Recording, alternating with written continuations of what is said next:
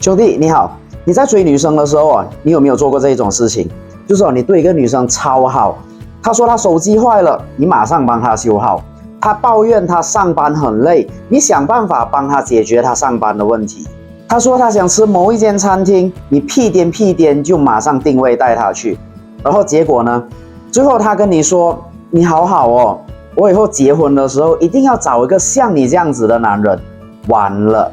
你听到这一句话的当下，你是不是心里有一种刺痛的感觉呢？为什么要痛呢？可是就是痛啊，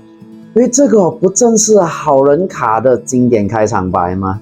而且可能让你更加不爽的是什么呢？为什么有些条件比你差，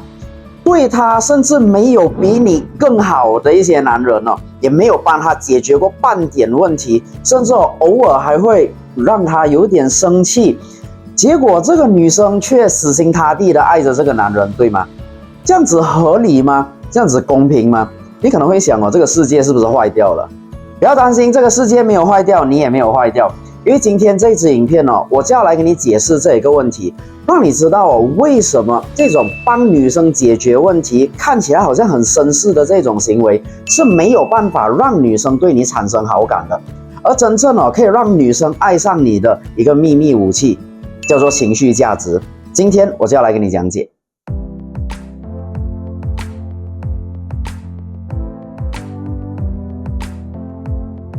Hello， 你好，我是你的爱情导师 Yuri。如果你有追过女生的话，那么你一定有经历过这种挫折感，那就是你不管怎么样努力的付出，但她最后还是爱上了一个比你差的男人。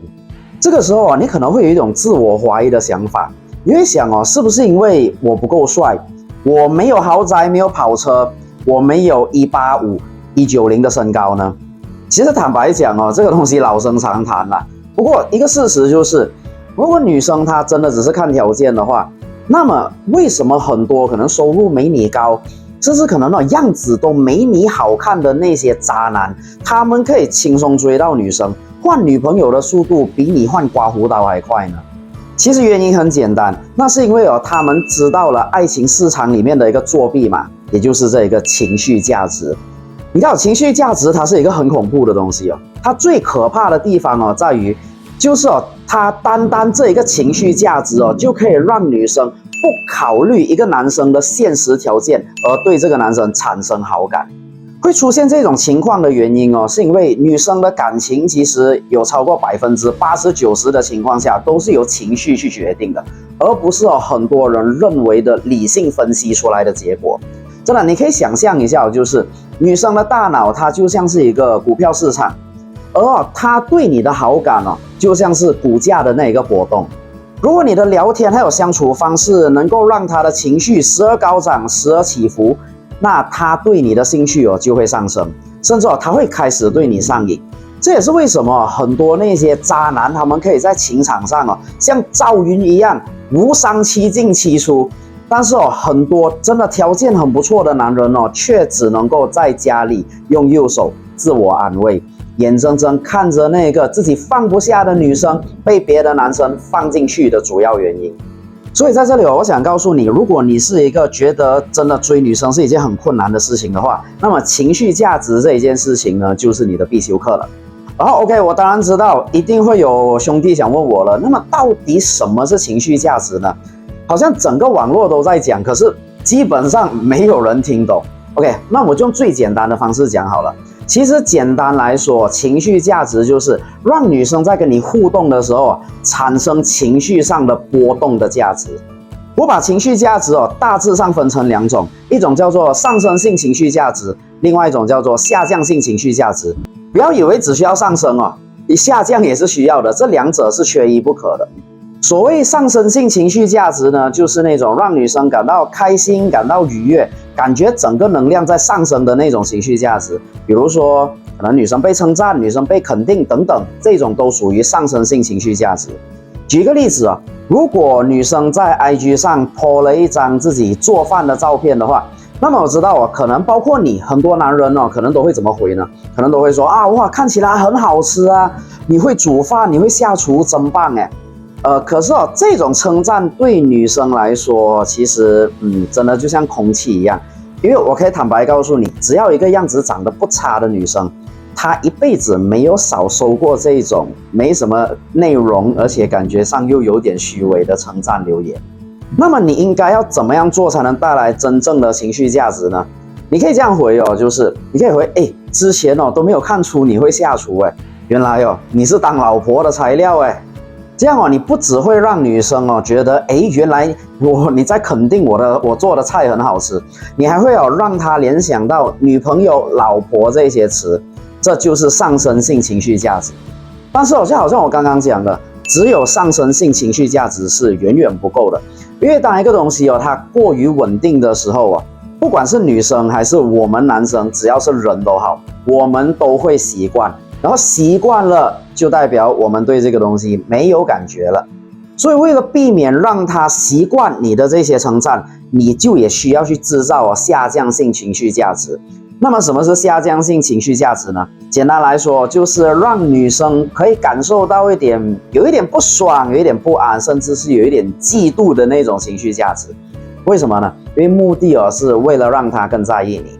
听起来好像有点坏，对吧？可是这个制造这个情绪波动其实是女生会不会对你产生好感的关键。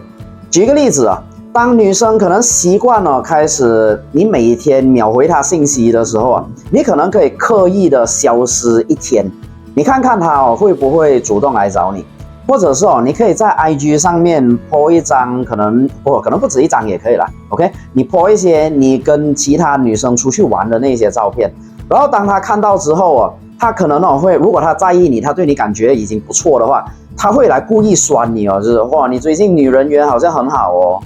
OK， 这个时候你千万不要慌张，也不要去解释，为什么你会跟这个女生出去，你就直接回一个简单一点的，就是谁叫你你都不赶快约我，我差一点就被蜘蛛精拐去盘丝洞了。这样的回应可以让他瞬间有一种等一下，我是不是应该更重视这个男生？如果我没有再投入多一点重视，他好像可能会跑掉吧的这种感觉。这个就是下降性情绪价值的作用，让他可能意识到，就是你并不是那一种就是他的稳定供应，不管怎么样都不会跑掉，永远为他存在的那一种人。你要让他知道如果他摆烂，如果他不稍微付出一点的话，他是会失去你的。然后这里我知道你可能会想问，可是 Yuri， 我们不是应该尽可能让女生开心吗？为什么要制造这个所谓的下降性情绪价值呢？ OK， 问得很好，原因很简单因为女生的情绪是需要波动的，就好像我刚刚开始讲的一样，有这个波动，她们才能够产生爱情的感觉。她们不像我们男人一样，我们只需要长期接受一种情绪就可以了，比如开心、快乐。所以如果只有上升情绪价值的话，像我刚刚讲的，女生就会对你的那个情绪价值习惯，然后慢慢失去感觉。然后如果呢只有下降性情绪价值的话呢，女生同样也会受不了，她会觉得你太难搞、太清高，然后她就会直接走人了。